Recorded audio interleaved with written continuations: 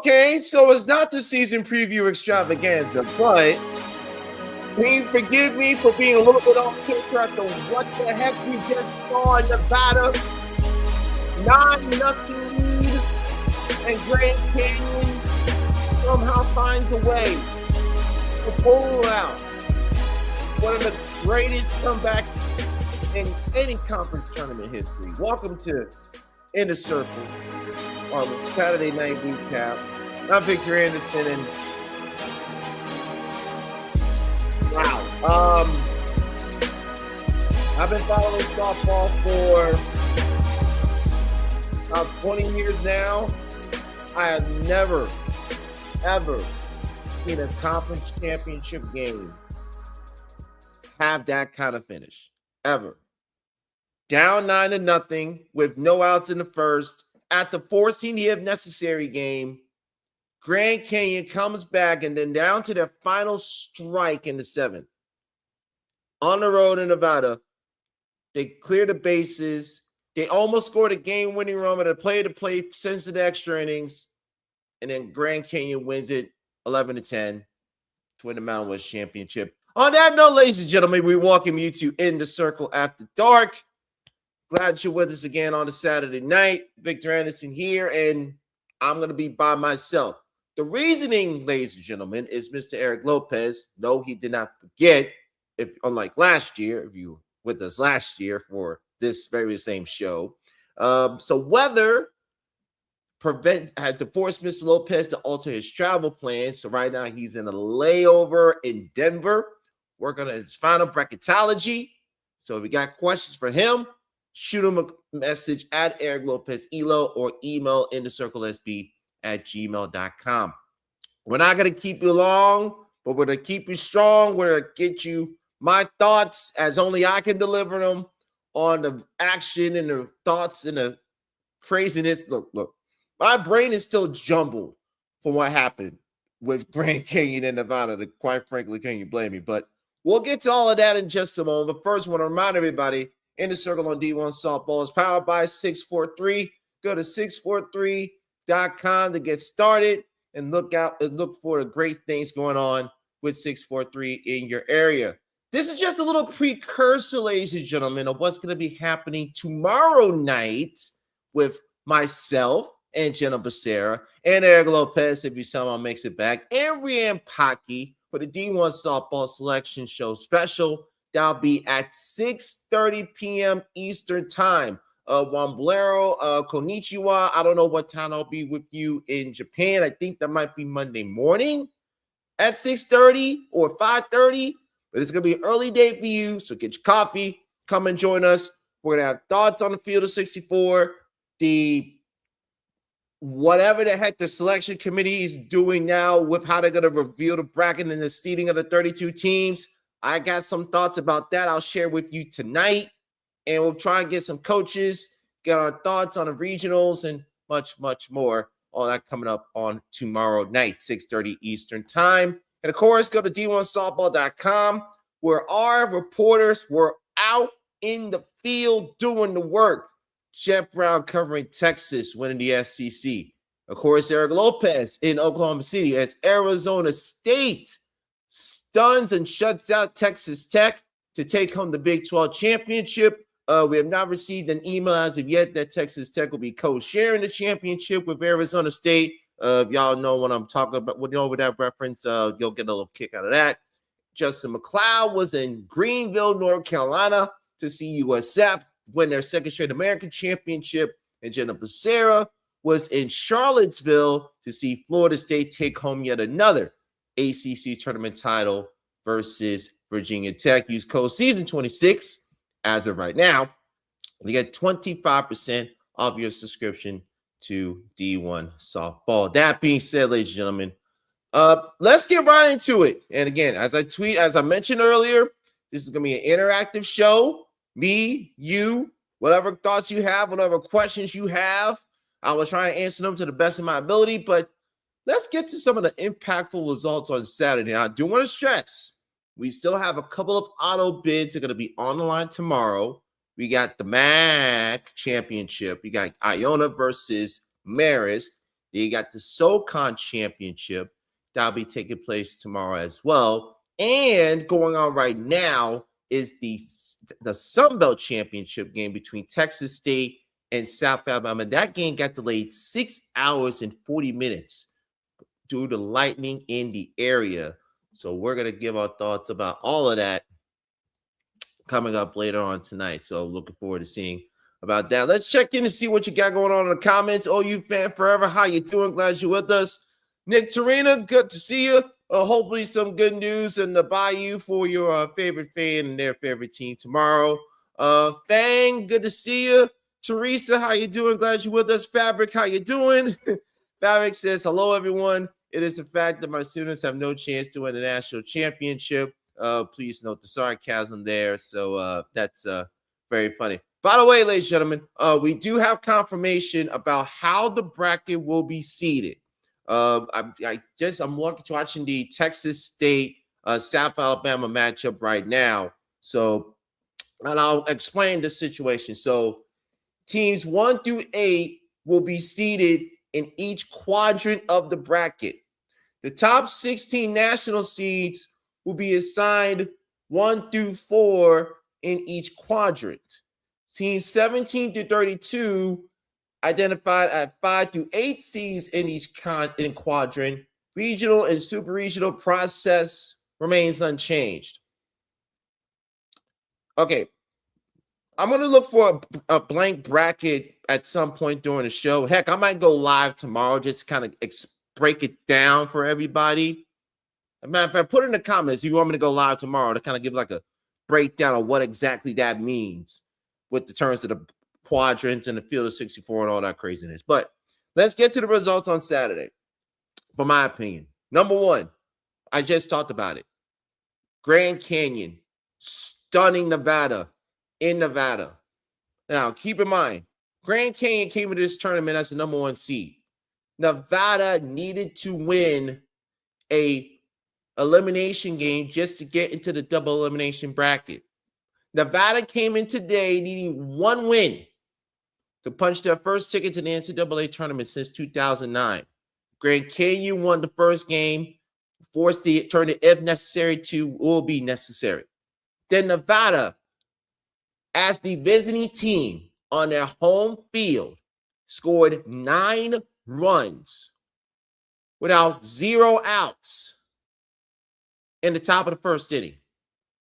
Most runs ever scored without an out in Mountain West Championship history. Led 9-0. Then Grand Canyon chipped away. 10-3, 10-6.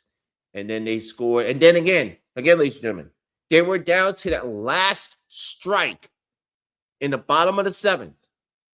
They got a bases clearing double to tie it up at 10. And then a wild pitch nearly sent the Lopes to the NCAA tournament, but a great defensive play. Think of Odyssey Alexander's dive in the Women's College World Series a couple of years ago. Sent the game to extra innings, and then Grand Canyon walks it off on the double. They win the game 11-10, and they're into the NCAA tournament.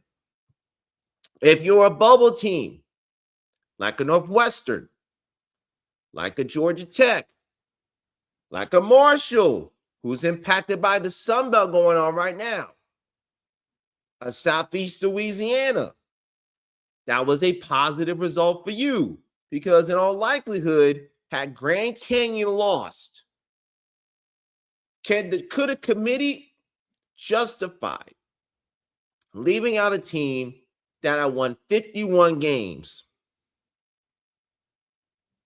in the field of 64, especially given how soft of the bubble it was this year?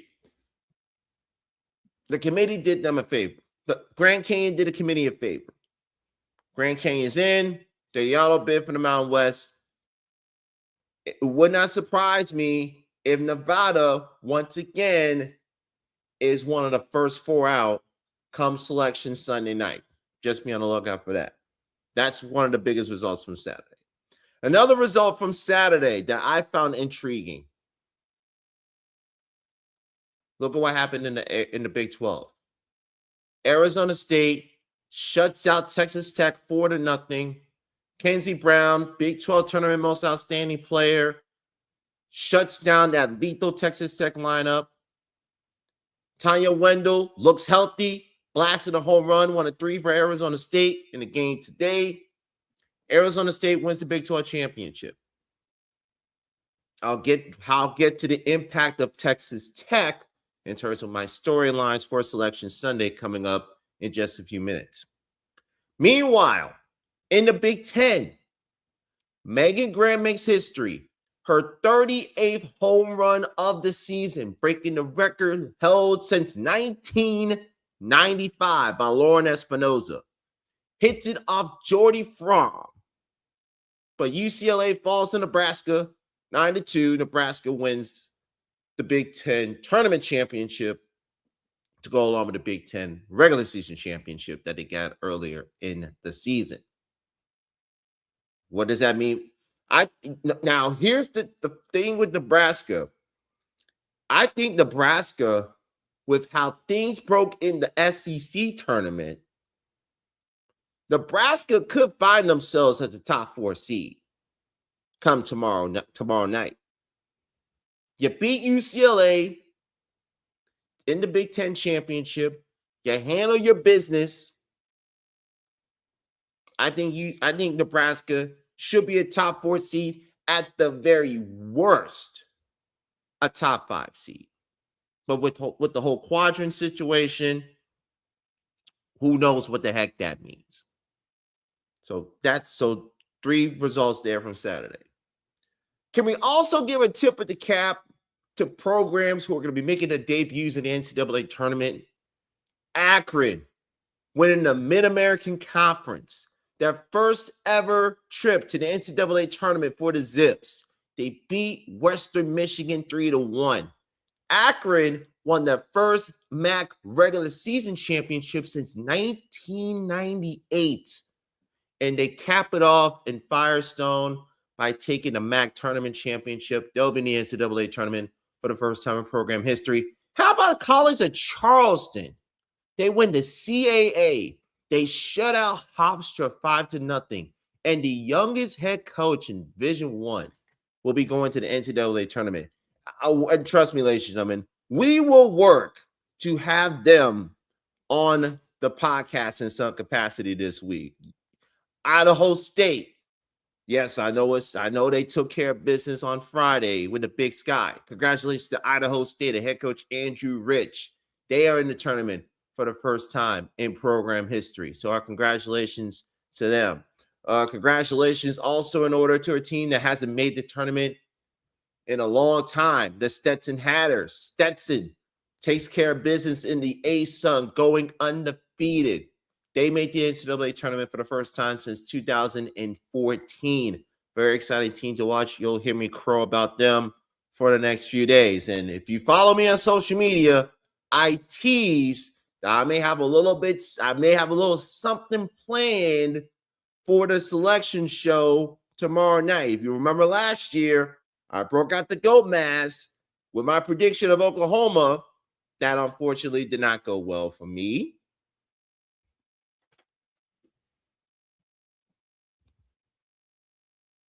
This is just a hint.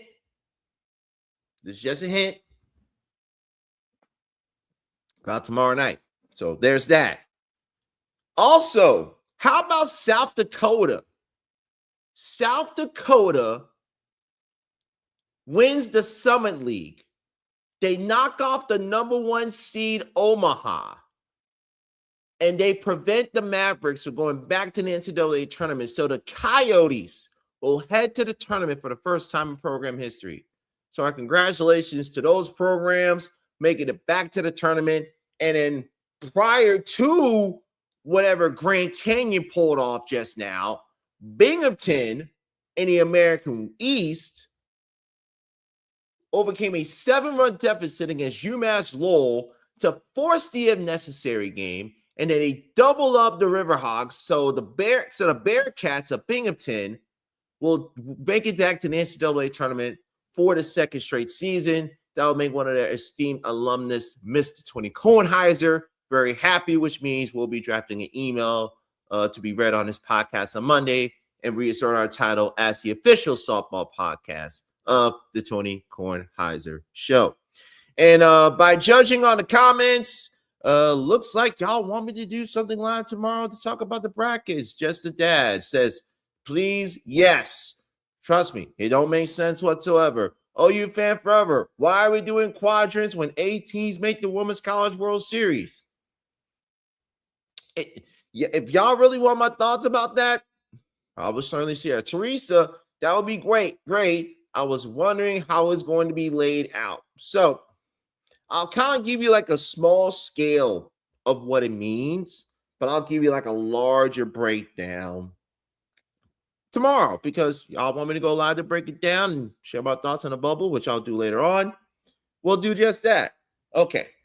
So essentially what's going to happen is you cannot look at, you have to take, and I'll give you like a blank bracket. I'll break all of it down for you tomorrow. You have to think of it now as you have to treat each 18 pod quadrant as you have the Oklahoma quadrant, for example, or Alabama, who might be the number 1 overall seed. Then you're going to have the number 16 national seed in that same quadrant. And then you're going to put, essentially what they're doing is they're taking the 2. You see how dumb it sounds? Me just trying to explain it off the top of my head. Can you imagine trying to follow it on Selection Sunday where nobody knows what the heck it's going to mean? And I'll be perfectly honest with you, ladies and gentlemen. As I take my little coffee break, brought to you unofficially by Everyday Dose. I think, and I want to stress this to everyone. There was no announcement about how they're going to see teams 1 through 32 to go into this quadrant system until Friday afternoon, when it was first shared during the ACC softball semifinals. Right, it takes 2 super regional matchups to make up a quadrant, exactly. But the thing here's the thing I don't understand, OU fan forever. If you're doing all of that, you didn't have to make. Why did you take 2 plus 2 and turn it into calculus? It makes no sense to me. It's just dumb. You had it right there. You had the 1 seed. They played a 16 seed. That's 1 quadrant. And then that team advances to the supers. Then you have the 8 and 9. That's another 18. That's another quadrant. Whenever that move on, yeah. We're gonna break this down tomorrow, ladies and gentlemen. I think Scott Van Pelt has a perfect line about this situation. If Scott Van Pelt would be so kind, if you can play that for me, please. That makes a lot of sense.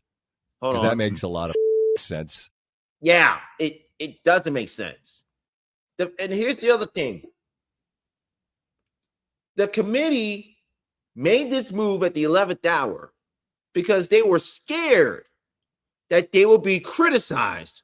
Oh my gosh, the committee actually scared of criticism from people like Eric Lopez and those who follow and cover bracketology extensively and talk about what happens, because you know what's going to happen. Had they kept things the way it was in terms of seeding 32 teams, people are going to be moaning and crying and complaining about why we weren't selected a host. And you got programs moping, whining, complaining, and probably sending emails about Why weren't we seeded 31? Why weren't we seeded 32? It boggles my mind that the sport of softball continuously gets in their own freaking way of making this product even better. That and the fact that if anybody can find a strike zone, I will be greatly appreciative. The pitchers across the sport will be appreciative. The pitching coaches will be appreciative because it's the dumbness. And by the way, ladies and gentlemen, we did have the committee chairwoman on our podcast. At no other point in time, at no point in the interview in general, did she mention anything about how they were going to see the 32 teams. She didn't mention anything about this quadrant system that volleyball did this upcoming year. And that will be in doubt. Trust me, ladies and gentlemen, that will be referenced when I do go live tomorrow to break all of this down. And I'll show you the volleyball bracket from this past season to kind of give you an example of what we're going to be dealing with as softball fans tomorrow. But it just, again, ladies and gentlemen, this is the same sport who a decade ago said a top 3 team in the nation who won a conference regular season and tournament championship somehow wasn't good enough to be a top national seed and had to go on a road trip to Tuscaloosa.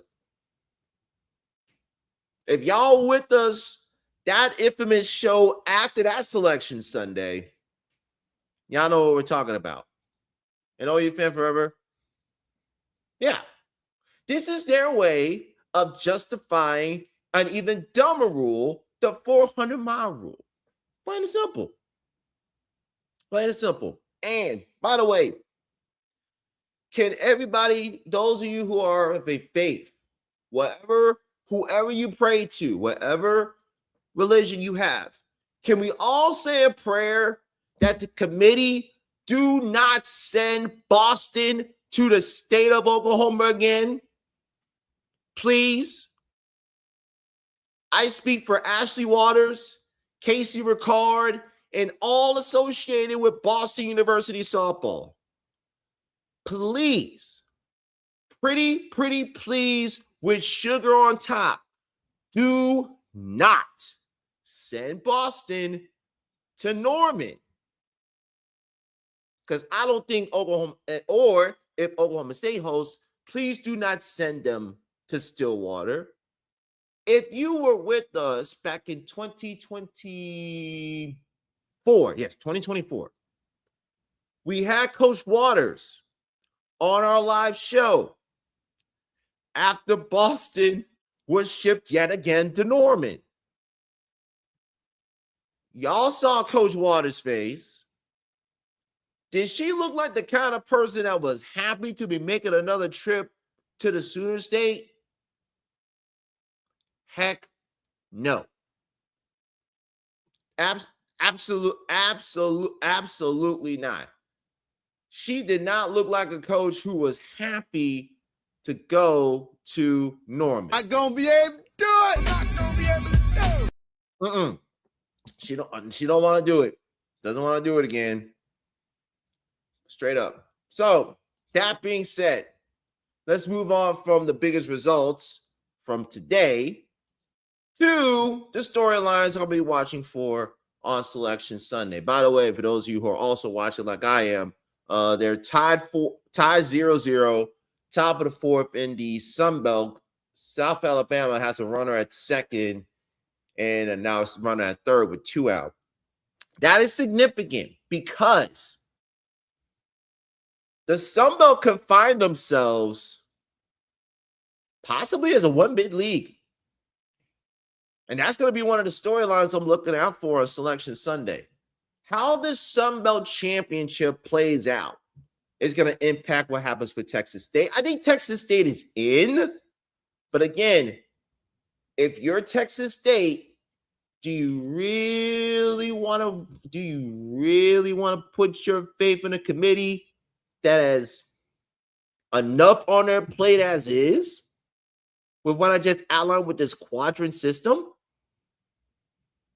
If you're Texas State, you might want to win that Sun Belt tournament. Make things a moot point. Speaking of Marshall, you look at Marshall's resume. I don't know if they're a team that could be one of the 64 teams to make the tournament. Matter of fact, I will share my screen with all of you right now so we can highlight what's going on. So let's all look at the Marshall resume. Let's take a look at the Marshall resume brought to you by our good friends at D1softball.com. So, see Marshall's record, 37-17. They have 3 wins over UConn, who won the Big East Tournament Championship for the second straight year. They beat FAMU, which won the SWAC Championship. They beat Boston, who won the Patriot League. 2 wins against Akron, who was the MAC champion. And I highlighted this on our episode on Monday about how Marshall's resume could be bolstered depending on how things go in other conference tournaments. Why is that important? Because you take out those wins. Marshall's best wins right here. The 2 games at Texas State. And it did not hurt. Look how Marshall finished. Lost the last 2 games against James Madison. 1 and done in the Sun Belt tournament. They went 2-5 in their last 7. They went 3-6 in their last 9. They lost their last 2 of their last 3 Sun Belt series. And if you include that midweek versus Ohio, they ended the regular season winning only 5 of their last 12 games. 6, 7, 8, 9. Yeah, they went 5-7 in their last 12 games. Does that look like the team that's the makings of a tournament team to you?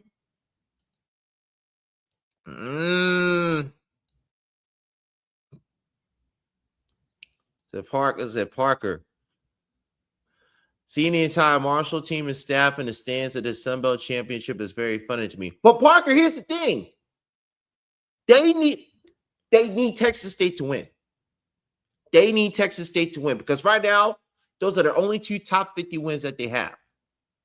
Was at San Marcos versus Texas State.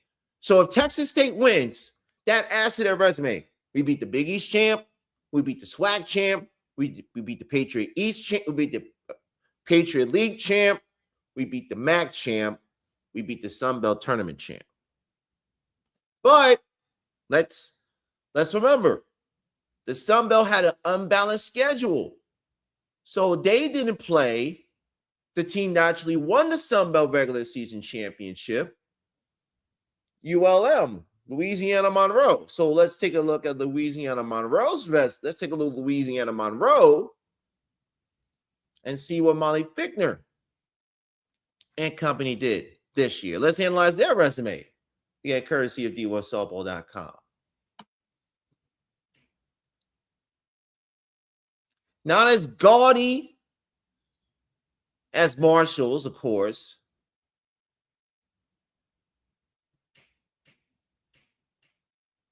Beat Texas State at Texas State. So 2 out of 3 against South Alabama.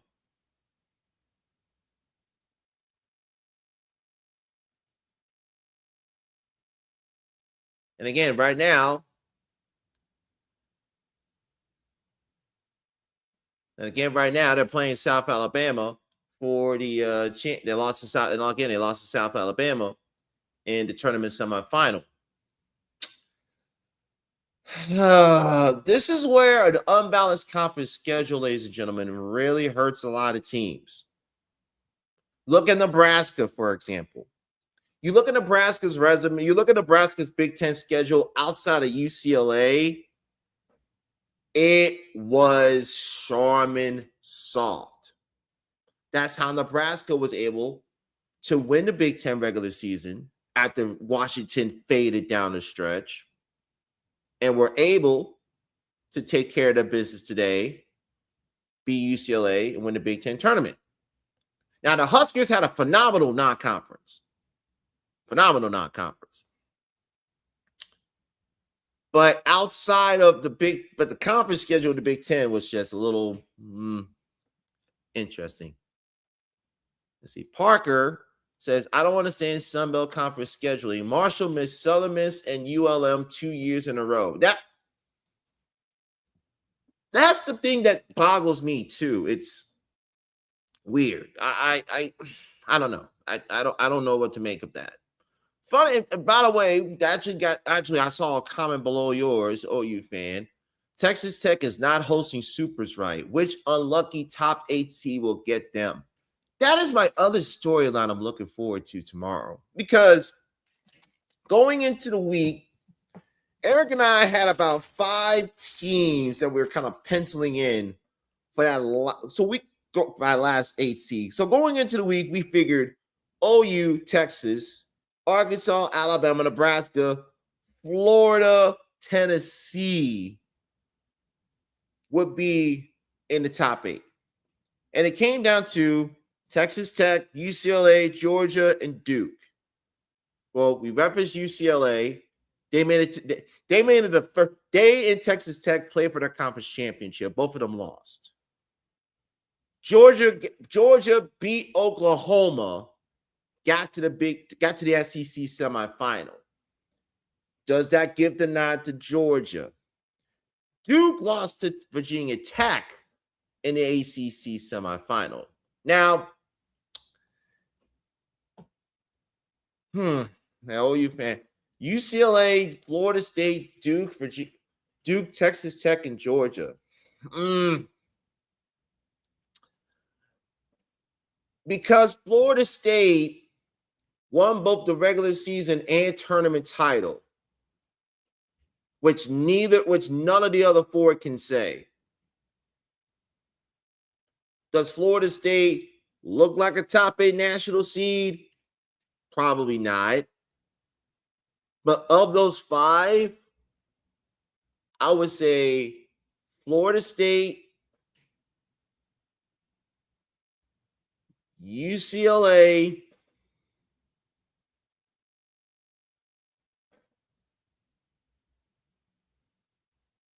Texas Tech, Duke, Georgia. That'll be my order. Florida State would get the final national seed at number 8. I would have UCLA. Then I would have Duke. No, I would have Texas Tech. Then I would have Duke. Then I have Georgia. The only reason I say Florida State is they won the regular season. They won the tournament championship. Texas Tech won the Big 12 regular season, got shut out in the tournament final versus Arizona State. UCLA did not. UCLA was second in the Big 10 regular season, second in the Big 10 tournament, losing to Nebraska. Duke didn't even make it to the ACC tournament final. They lost to Virginia Tech in the semifinals. Georgia beat Oklahoma. Probably the best win of anyone in the tournament on that tournament run. But again, didn't make it to the tournament final. Lost to Texas in a walk-off. Now, had Georgia played Alabama in the championship game and then beaten Alabama, then I definitely would have said Georgia would be the final top 8 national seed. But because of that, it's been fascinating. That's the one thing I will see. Let's see. Jackie asks, I've seen a lot of bracketology with Tennessee getting a higher seed than Florida. Do you think that is the case? That is certainly a Eric Lopez question. That's something he's actually working on as we speak in his layover in Denver. That's the reason why Eric is not with us this evening. Let's see. Florida 48-10. Tennessee, Florida, 42-10. Florida finished a game better than Tennessee in the SEC standings. Let's take a look at the Tennessee resume first. So let's see. Tennessee beat Oregon, beat Nebraska, shut out UCLA. This is all a part of that Clearwater. This is part of the opening. The Oregon win was a part of the first week that they played at the NFCA Leadoff Classic. The Nebraska and UCLA wins were a part of the second week of the Shriners Children's Clearwater Invitational. Of course, they beat Florida State as well. But the thing that bothers me is look at what happened with Tennessee afterwards. Lost 2 out of 3 at Florida. Lost 2 out of 3 to Ole Miss. They righted the ship, took 2 out of 3 of Alabama, lost that final game to Missouri, and then got one and done in the SEC tournament to Ole Miss. Let's take a look at Florida's resume. No real bad losses. Lost that slugfest to UCLA over at Judy Garland, 15-12. We referenced he took that series versus Tennessee. The only series they lost in the SEC was to get to Arkansas.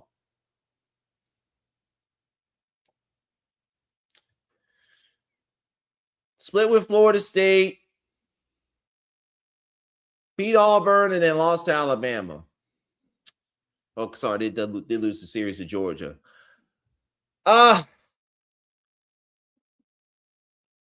Honestly, Tennessee has more top 10 wins than Florida. So that's why they're going to likely give the nod to the Lady Vols over the Gators. But the question is going to be, is Tennessee going to be paired with Texas Tech, or is Florida going to be paired with Texas Tech? Because as we ran into this prop Saints situation last year, if you don't give Texas Tech a top 8 national seed, who are you putting on their side of the quadrant with? You're going to hear that word quadrant a lot. So Thomas says recency bias would take that into major consideration. Yeah, that's the thing. OU fan forever, he agrees that Tennessee has more top 25, top 10 wins. Florida has more top 50 wins, better straight to the schedule. Of course, the head-to-head. What metrics are going to be valued by the committee? Because there's always one or two talking points that the committee will have each year that will put certain teams above others. Is it a top 25 wins? Is it the top 50 wins? Is it the strength of schedule? Is it how strong your conference is? Is it the KPI? Is it the DSR, which is now an element that the committee can use this year? Of course, you can go to d1softball.com, go to rankings, Diamond Sports Ranking, get the update on the DSR. Let's see. Jamie Clark. Jamie Clark. Do you think they send FAMU to FSU? Yeah. Matter of fact, I can tell y'all how I'll be honest with y'all right now. If you are the Tallahassee part of the quadrant, will likely have Florida State and FAMU as the 1-4. What do they do with the 2-3? I think a lot of that can be dictated based on what happens in the Sun Belt. Because if South Alabama wins, they can go to Tuscaloosa. They can go to Tallahassee. If Georgia Tech gets in, by the way, South Alabama's leading 3-0 there in the top of the 5th. And if you're watching ESPN news right now, the South Alabama dugout is absolutely vibing right now behind Coach Becky Clark. So just saying. But if Georgia Tech gets in, does Georgia Tech get sent out to Gainesville again? Because you're not sending them. You can't send them to a conference opponent until the Super Regionals. I can see Georgia Tech, if they get in, they make a bus trip to Athens. That's certainly possible. UCF is another one, because if you watched our selection show last year, was it last year or was it 2? Yeah. You watched our selection show last year, UCF got sent out to Texas, and Eric Lopez had probably the greatest reaction that we've ever seen from anyone in the selection show, maybe outside of me saying how Fullerton got in the tournament. So there's that. Stetson will likely either go to Gainesville or Tallahassee, likely Gainesville. Now, this is what, again, FAMU makes it easy. That's a bus trip going to Tallahassee. If Georgia Tech gets in, you can bus them to Georgia. You can bus them to Athens. UCF, the interesting thing is what the committee does with UCF. Do they ship them out somewhere like in Texas or Texas A&M? Or does the committee try with the quadrant system taking place? Do you put Florida, UCF, and Stetson in the Gainesville Regional, and then you ship somebody to a 4 seed, like say a Wagner or a Binghamton, or take your pick. That'll be fascinating to see what they do with UCF come Selection Sunday. And also the bubble, because with Grand Canyon winning,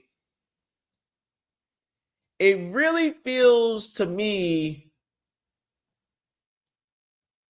it's going to come down to 2 Big Ten teams. It's going to come down to Northwestern. It's going to come down to Northwestern. It's going to come down to Wisconsin. Let me give you the Wisconsin side of things as the Sun Belt is winding down, and we're starting to wind down. I said 30 minutes, but you know how we are. We not the vibe on the energy of y'all. We appreciate y'all. And a lot of you said you want me to do a live show tomorrow to kind of break down how the quadrant thing will work. We will certainly do that. Probably will be tomorrow afternoon-ish. And then knowing everybody, they would like to try and do their own spin of it. But hey, imitation is a serious form of flattery. Okay, so here's a Wisconsin resume. Wisconsin, 32-19, 14-10 in the Big Ten. Let's see. Again, lost to Cal Baptist, who won the WAC. Lost to Grand Canyon. We already highlighted what they did in the Mountain West.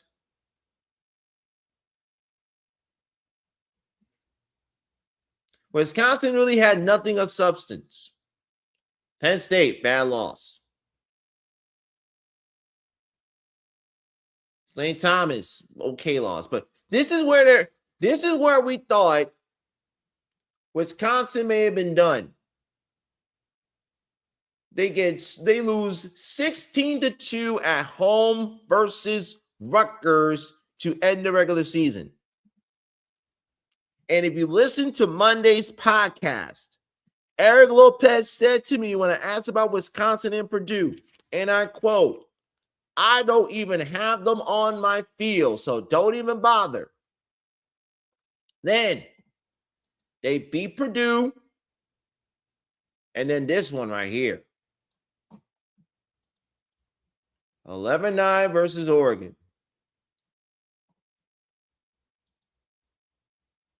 Could that be the game that puts Yvette Healy and the Badgers in the field of 64? Certainly possible. Certainly possible. They don't have any questionable losses. Maybe Ohio State. 32-19, 14-10 in the Big Ten. Let's go to Northwestern.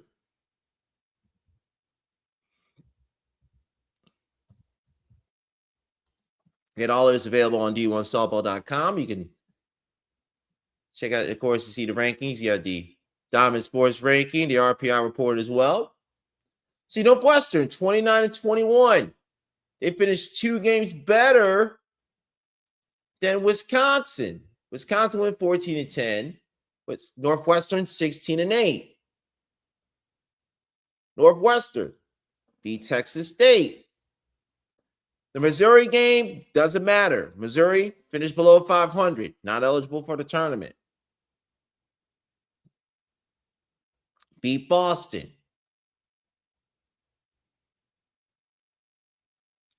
But let's see with Northwestern.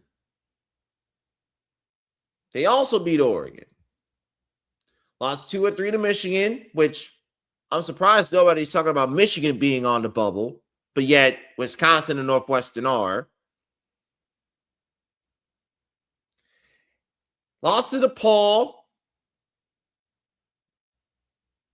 And a lot of... But here's the problem. Lost to Minnesota, who just let go of Piper Ritter. And then they lost their first game of the Big Ten tournament to Penn State.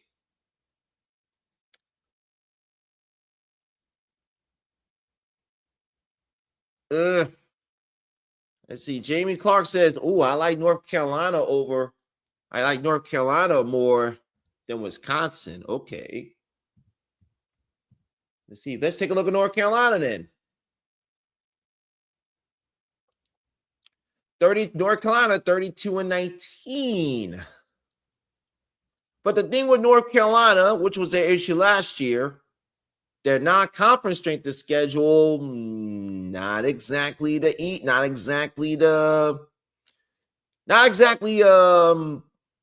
put it this way. It wasn't Charmin soft, but it's very comparable. Because look, St. Joseph's, Elon, James Madison, Coastal Carolina, Monmouth, Bryant, North Carolina Central, Rider. Yes, they beat Princeton, which won the Ivy League. Elon again. Boston College. Got a game against Virginia. Lost the Wild Series to Stanford. Lost 2 games to Arizona State. Beat Marist twice. Queens. He took a game against Duke. Swept by Florida State. Lost to Carolina. Swept to Virginia Tech. Beat Clemson. Lost to Duke. Their best wins since April were Duke at home by 1 run and Clemson in the ACC tournament.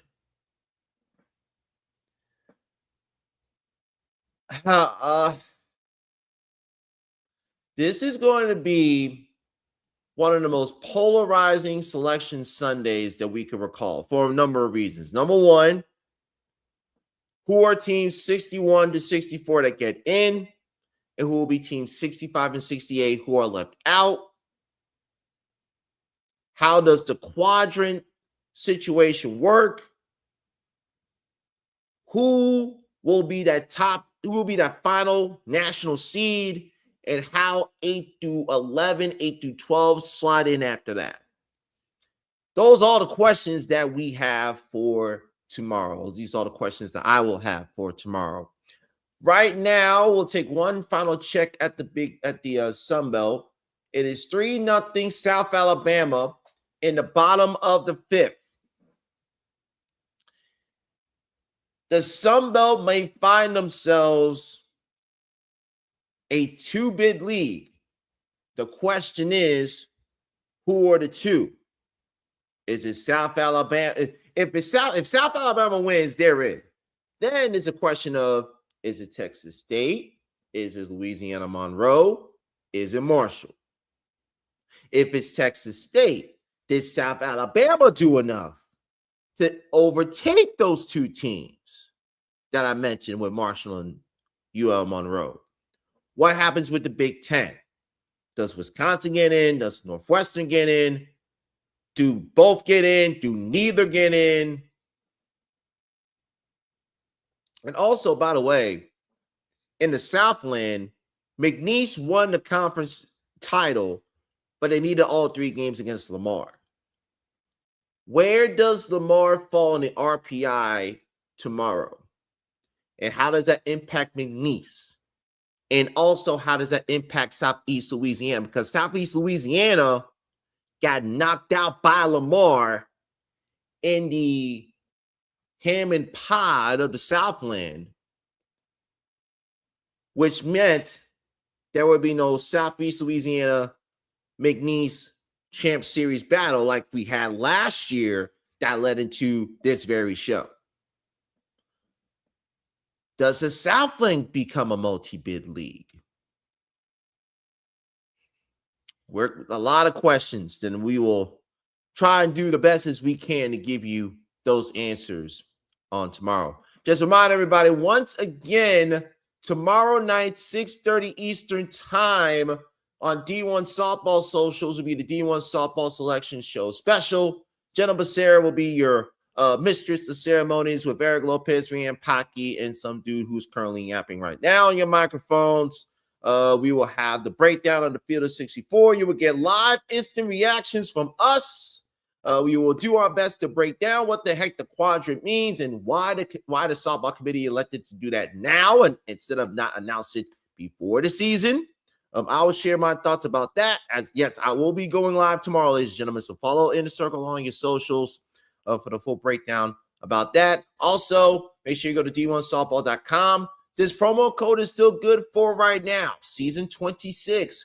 We will come out with a fresh promo code once the field of 64 is announced. And also, be on the lookout. We may make an announcement about a bracket challenge on tomorrow's show. So be on the lookout for that. And most importantly, ladies and gentlemen, you also need to be the lookout for,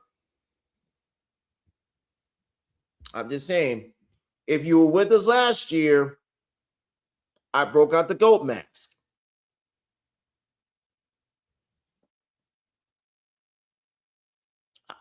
Hey, I'm just saying.